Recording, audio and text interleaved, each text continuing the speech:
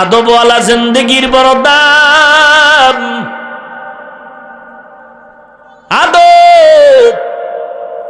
আল্লাহর এক যুবক গোলাম রাস্তা দিয়ে চলতেছেন, গুনাহগার নেক আমলওয়ালা না, প্রতিদিন মদের আড্ডাখানায় যায়, আজকেও যাচ্ছে। হঠাৎ করে রাস্তার মাঝে একটা কাগজ পড়ে দেখলো, কাগজটা হাতে নিয়ে দেখলো আরবি লেখা। ঠোঁটে চুমা খাইয়া বাড়িতে গিয়ে কাগজটা হেফাজতে রেখে আবার মদের আড্ডাখানায় গেল। ওই জামানার কুতুবুল আলম হাসান বসরি রহমাতুল্লাহ আলাইহি আল্লাহর পক্ষ থেকে জানলেন, মদের আড্ডাখানায় অমুক এক যুবক বান্দা, আমি আল্লাহর পক্ষ থেকে দাওয়াত পৌঁছায় দাও। হাসান বসরি রাতের গভীরে মদের আড্ডাখানায় চলে গেলেন। গেইটের সামনে দাঁড়ানোর পর সব মদ পান করনেওয়ালা সদস্যরা দেখে, বড় হুজুর এখানে কেন? সবাই চিনা ফেলাইছে বড় হুজুর। দেশের মধ্যে কে ভালো হুজুর কে খারাপ হুজুর, চাঁদাবাজ সন্ত্রাসের সেইসা যারা সবাই চিনে, সবাই চিনে চাঁদাবাজ সন্ত্রাসীরা। ভালো হুজুরের কাছে মাঝে মাঝে গোপনে হাতিয়া নিয়ে দোয়া নেয়, আছে না নাই? যে কারণে এত গজবের দোয়া করলেও একটা গজব ওদের মাথায় পড়ে না। কারণ ওই যে দান সৎকা করে, কোটি কোটি টাকা দান করে, আবার আল্লাহওয়ালা যারা ভালো তাদের থেকে দোয়া নেয়। ওই যুবক মদ পান করে মদের আড্ডায় বেহুশ। হাসান বসরি বলে, অমুক নামের এক যুবক বা বিশার নামের এক যুবক ওখানে আছে কিনা? বলে হ্যাঁ আছে, মদ পান করে মাতাল হয়ে আছে। বলে হুশে আসলে আমার সালাম জানায় দাও। এই বিশার আসছে হাসান বসরি বড় হুজুর তাড়াতাড়ি ডাকছে। দ্রুত গতিতে মোটামুটি ফ্রেশ হইয়া আল্লাহর ওলির সামনে হাজির। এই যুবক আসো, তোমার হাতটা আমার হাতে লাগায়া দাও। আল্লাহ ওয়ালাদের নজর পড়লেও অ্যাকশন হয়, আল্লাহ ওয়ালাদের সোহবতে গেলেও অ্যাকশন হয়। এই যুবক যখন আল্লাহর ওলি হাসান বসরির হাতে হাতটা লাগায় চলতেছেন, বলে এমন কি ভালো কাজ করছো যেই ভালো কাজের জন্য তোর কপাল খুলে যাচ্ছে? বলে ভালো কাজ তো জীবনে করি নাই, আজকে একটা আসার পথে আরবি লেখা পাইয়া আদবের সাথে বাড়িতে হেফাজতে রাখছি। তাই নাকি? বলে চল। বাড়িতে গিয়া বলে কাগজটা আমার হাতে দাও। হাতের মধ্যে কাগজ নিয়ে হাসান বসরি তাকায় দেখতেছেন, ওই কাগজের মধ্যে আমার আল্লাহ তাআলার ইসমে আজম লেখা আছে। আল্লাহর ওলি হাসান বসরি বলে, যুবক কপাল তোর ভালো, তওবা কর, আল্লাহ তোর মর্যাদা বাড়ায় দিবে। হেদায়েতের দরজা খুলে গেল। যুবক তওবা করলো। এখন এই বিশার শুধু শুধু বিশার না, এখন তার নামের শেষে হাফি শব্দ লাগানো হয়। খালি পায়ে চলে বিশার, বিশরে হাফি, খালি পায়ে চলতেছে। এতদিন ছিল মদের আড্ডাখানায়, এখন এমন বুজুর্গ হয়ে গেল আল্লাহওয়ালাদের সোহবতে। গোটা আউলিয়া কেরামদের ইতিহাসে তার নাম স্বর্ণাক্ষরে ইতিহাসে লেখা আছে। এই বিশরে হাফি জুতা কেন পায়ে দেয় না? বলে আমার রসুলের জন্য পুরা জমিনটা যায় নামাজ বানায় দিছেন, আমার আল্লাহ পবিত্র করেছেন। পবিত্র জমিনে জুতা পায়ে দেওয়াটাকে বেয়াদবি মনে হয়। কি পরিমাণ আদব! এই বিশরে হাফি একদিন চলে গেলেন ওই জামানার একজন ফকিহুল উম্মাহ ইমাম আহমদ বিন হাম্বল রহমাতুল্লাহ আলাইহির দরজগায় খানেকায়। ইমাম আহমদ বিন হাম্বল বিশরে হাফিকে দেখে দাঁড়ায় গেলেন, সম্মানের সাথে বসাইলেন, মেহমানদারি আপ্যায়নের ব্যবস্থা করলেন। ছাত্রদের নজর পড়ে গেল, আমগো ইমাম আহমদ বড় দামি, আবার কে আসলো যে এত সম্মান করা লাগলো। বিশরে হাফি বিদায় হওয়ার পর ছাত্ররা বলে, হযরত কাকে এত সম্মান? বলে তোমরা কি শুনো নাই বুজুর্গ বিশরে হাফি তিনি আছে। হযরত আপনার মতো বড় আলেম কেউ নাই। ইমাম আহমদ বিন হাম্বল বলে, রে ছাত্ররা শুনে নাও, আমি ইলমের লাইনে যদিও তোমরা দেখো আগানো, কিন্তু মারিফতের লাইনে আমার থেকে বিশরে হাফি আগানো। ছাত্রদের মধ্যে শুরু হয়ে গেল, একটু টেস্ট করি তো। হযরত যাব, তাকে কিছু পরীক্ষা প্রশ্ন করার জন্য যাব। ছাত্ররা রেডি হয়ে গেল, বিশরে হাফির দরবারে যাবে, কিছু প্রশ্ন করবে। ও ছাত্র ভাই, আদবওয়ালা জিন্দেগির কত দাম। বিশরে হাফির দরবারে ছাত্ররা রওয়ানা। ইমাম আহমদ বিন হাম্বল বললেন, খবরদার যেন বেয়াদবি না হয়। খানেকায় গিয়া দাঁড়ালেন আর বললেন, আমরা ইমাম আহমদ হাম্বলের ছাত্র, বলে বসেন। তিনি আপ্যায়ন করালেন আর বললেন, হযরত আপনার অনেক নাম শুনলাম, একটু প্রশ্ন করার জন্য আসছি, বলে করেন। 1 নাম্বার প্রশ্ন, নামাজের মধ্যে যদি অজিব ছুটে যায় কি করা লাগবে? বিশরে হাফি হিকমতের সাথে জবাব দিতে শুরু করলেন, কারণ তাকওয়ার পাওয়ার আছে। আর যার মধ্যে তাকওয়ার পাওয়ার আছে তার মধ্যে ঐশী একটা ক্ষমতা আসে, যেই ক্ষমতার নাম কোরআনে বলা হলো ফুরকান। ইয়া আইয়ুহাল্লাযীনা আমানু ইন তাত্তাকুল্লাহ ইয়াজআল লাকুম ফুরকানা।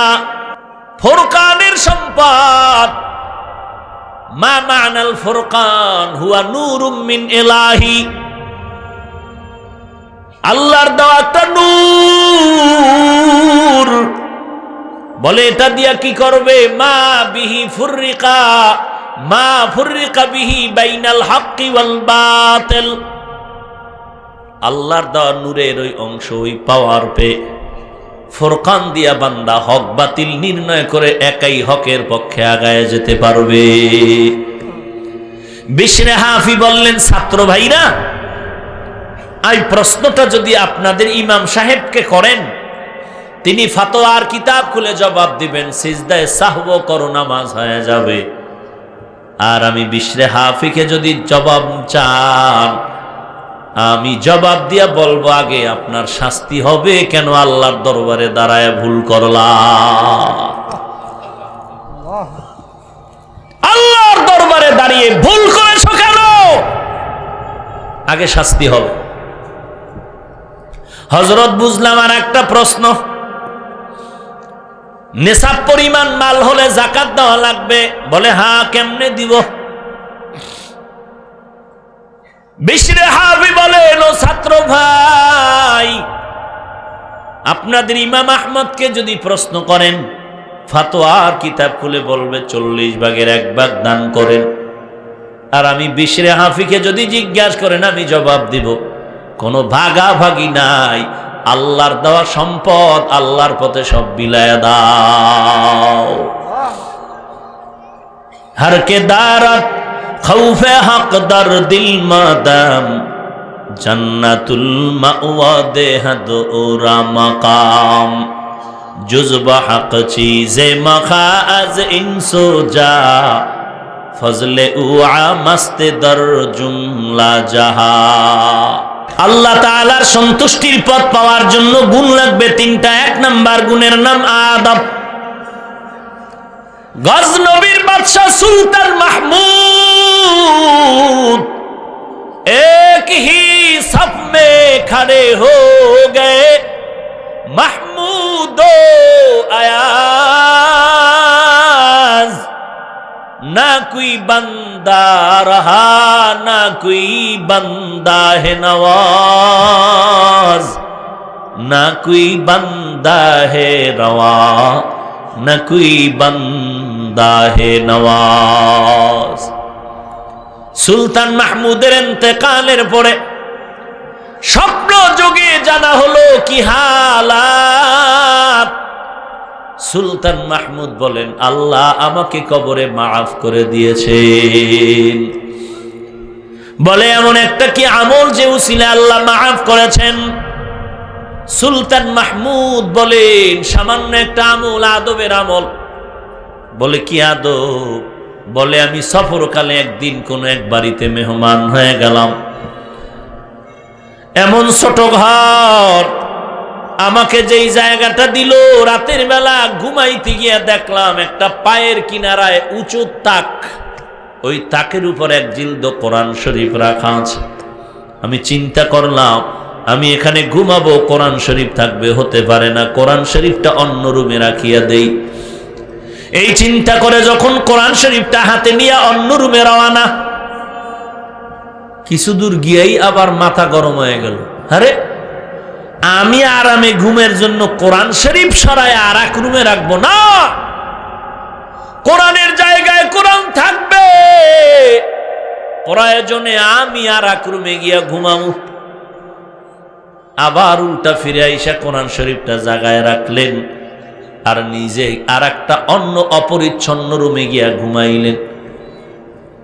মাহমুদ বলেন এই কোরআনের বরকত, আমি যে একটু আদব রক্ষা করলাম, কোরআনের আজমত রক্ষা করলাম, এই কারণেই আল্লাহ আমাকে মাফ করে দিয়েছে। যে যতটুকু পরিমাণ ওস্তাদের সাথে, মাদ্রাসার সাথে, মুরব্বীদের সাথে, পাঠ্য কিতাবের সাথে যতটুকু আদব রক্ষা করবেন ততটুকু বরকত আপনি পেতে থাকবেন।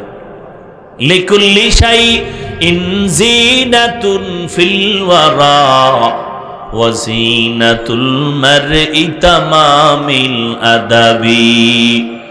ওরে যুবক, আদবওয়ালা জিন্দেগির বড় দাম। মা বাবার সাথে আদব রক্ষা করে চলো রে সন্তান, ওস্তাদ ও শিক্ষকের সাথে আদব রক্ষা করে চলো রে সন্তান। ছোটদের সাথেও বড়রা আদব রক্ষা করো, বড়রাও ছোটরাও বড়দের সাথে আদব রক্ষা করবে। এরে নবীর উম্মতের দল, আল্লাহর কাছে আদবওয়ালা জিন্দেগি চাও। একটা লোক অনেক শিক্ষিত কিন্তু আদব নাই, কেউ তারে মোহাব্বত করে না। আর একটা লোক লেখাপড়া তেমন নাই কিন্তু বিনয়ী, নম্র, ভদ্র, সবাই তারে মোহাব্বত করে, দোয়া করে। কথা ঠিক নেই? এরে আল্লাহর গোলাম, এই দুনিয়াটা চিরস্থায়ী জায়গা না, থাকার জায়গা না, ঘর না। একদিন আগে পরে সকলকেই বিদায় নিতে হবে। আমি শুরুতেই বলেছিলাম মৃত্যু তো সবার হবে, তবে কি রেখে যাব, কি সঙ্গে নিয়ে যাব, এটাই হিসাব মিলানো দরকার। এরে নবীর উম্মতের দল, ওই অন্ধকার কবর আপনাকে আমাকে ডাকতেছে। দুনিয়াতে কি রেখে যাইতেছ রে পাগল, আর কবরে সামানা কি নিয়ে যাইতেছ? দুনিয়াতে তুমি তিনটা কাজ করে যাও, তাহলেই এর সওয়াব কবরে যাবে। পয়গম্বর ঈসা আলাইহিস সালাম রাস্তা দিয়ে যায়, হঠাৎ দেখে কবরের মধ্যে আযাব হচ্ছে, আযাব। ঘুরিয়া আবার কয়েকদিন পরে আবার যখন যায়, তাকায় দেখে কবরের মধ্যে আজকে মিশকের ঘ্রাণ পাওয়া যাচ্ছে।